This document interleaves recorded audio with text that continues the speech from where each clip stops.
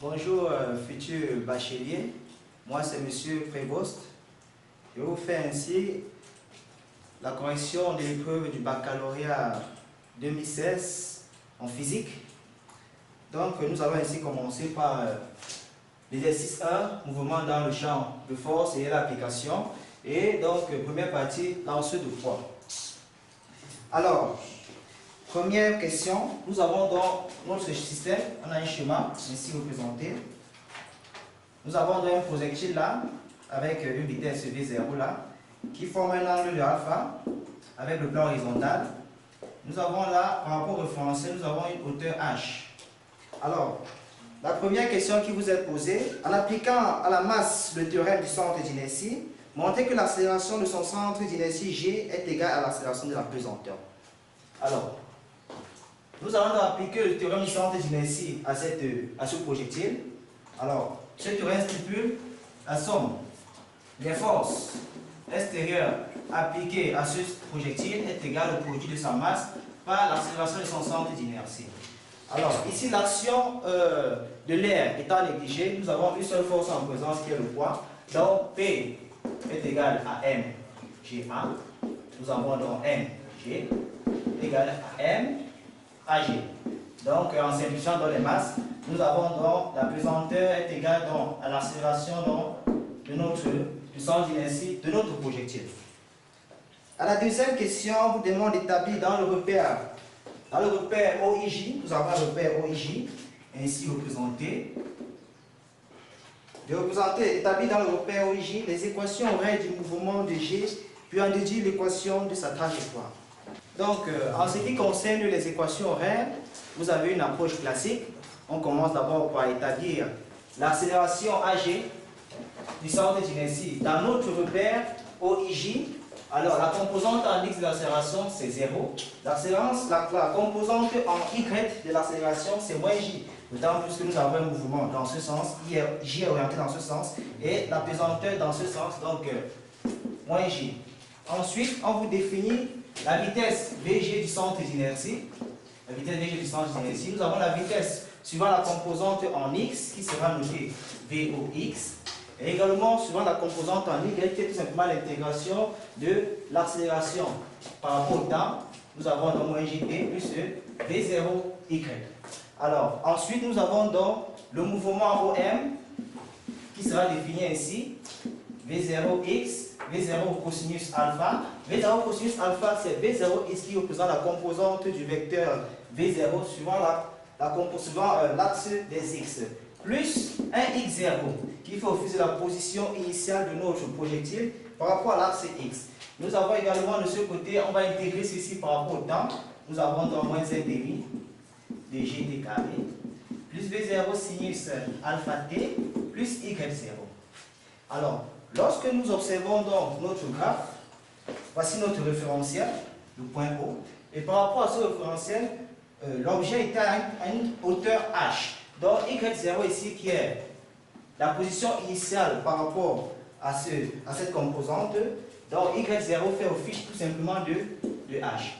Nous obtenons donc ce que nous appelons donc l'équation horaire du mouvement, avec une composante en X et une composante en Y. Donc nous avons x dt qui est égal à V0 cosinus alpha t plus x0. Et dans ce cas, x0 c'est quoi? X0 c'est tout simplement 0.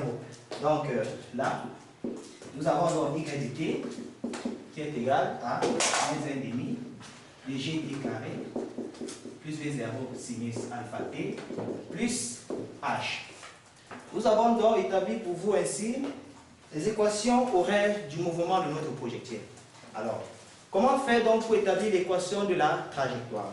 Cette équation de la trajectoire est établie tout simplement en éliminant le temps t dans l'équation horaire. C'est-à-dire, nous avons donc deux équations horaires là. Nous allons donc essayer de tirer le temps dans l'équation, la première équation, pour la remplacer dans la seconde pour avoir donc l'équation horaire. Parce que l'équation horaire, c'est une équation indépendante donc du temps. De l'équation 1, nous tirons donc l'expression du temps t, qui est égal donc à x sur V0 cosinus de alpha. En remplaçant donc le temps t dans cette expression-ci, nous obtenons l'équation de la trajectoire qui est une équation qui est indépendante donc du temps.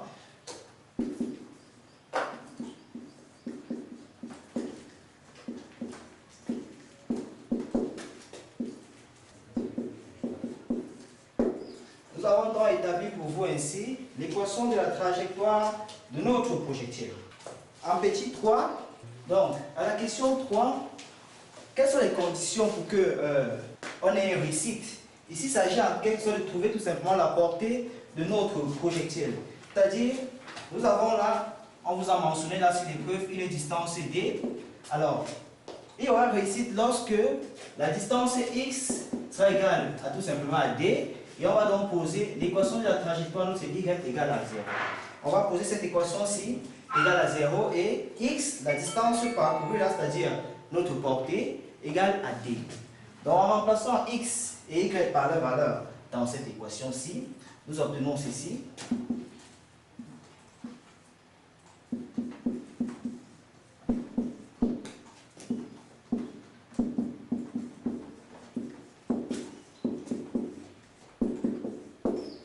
Alors, en remplaçant dans les différents paramètres par leur valeur, c'est-à-dire la pesanteur, la vitesse V0 qui est donnée et la hauteur h, nous obtenons cette équation. Nous obtenons une équation ici. Nous avons donc cette équation.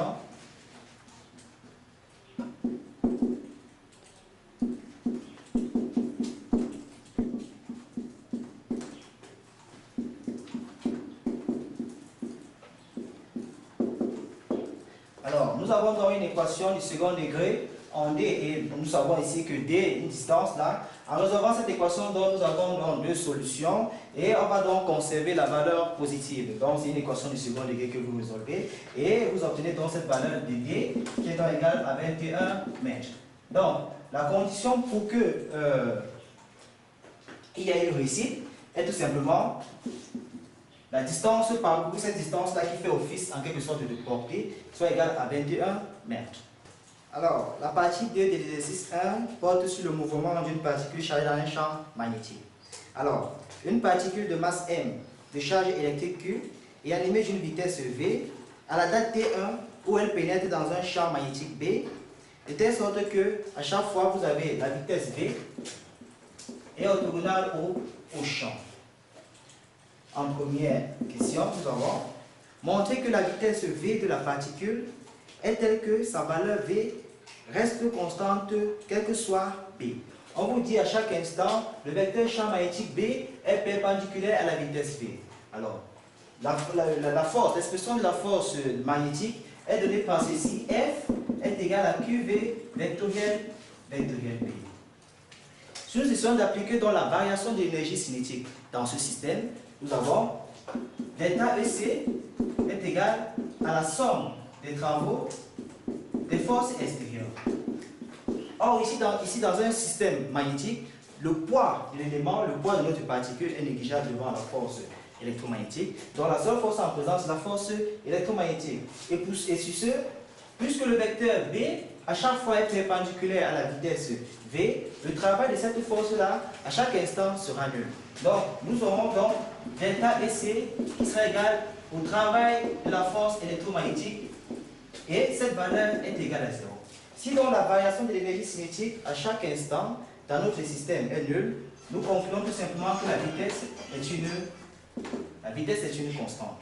En petit 2, on vous demande de donner la caractéristique de la trajectoire de la particule dans le champ qui rend compte des variations de la valeur du champ magnétique. Alors, cette caractéristique, c'est tout simplement le rayon de courbure de notre trajectoire. Alors, comment varie donc cette caractéristique en fonction de la valeur du champ magnétique? Alors, dans notre système, d'autant plus que le poids de la particule est négligeable devant la force magnétique, nous avons donc ceci en appliquant le théorème du centre d'inertie.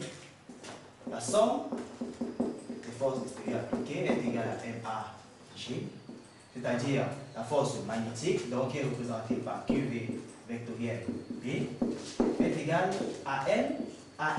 Ici, nous avons MAN qui est l'accélération normale, d'autant plus que l'accélération tangentielle ici est nulle. Donc, nous avons ici l'accélération normale est donnée par V carré sur R. Nous avons donc R qui est égal à MV carré sur QV qui est égal donc à NV sur QV. Via cette relation, puisque le rayon de courbure, c'est ce rayon de courbure, c'est cet élément qui fait office qui donne, en fait, qui est la caractéristique de la courbe décrite par notre particule dans un champ magnétique, alors nous observons via cette relation que cette valeur R est inversement proportionnelle au champ magnétique. Donc la caractéristique qui est la courbure est inversement proportionnelle au champ magnétique.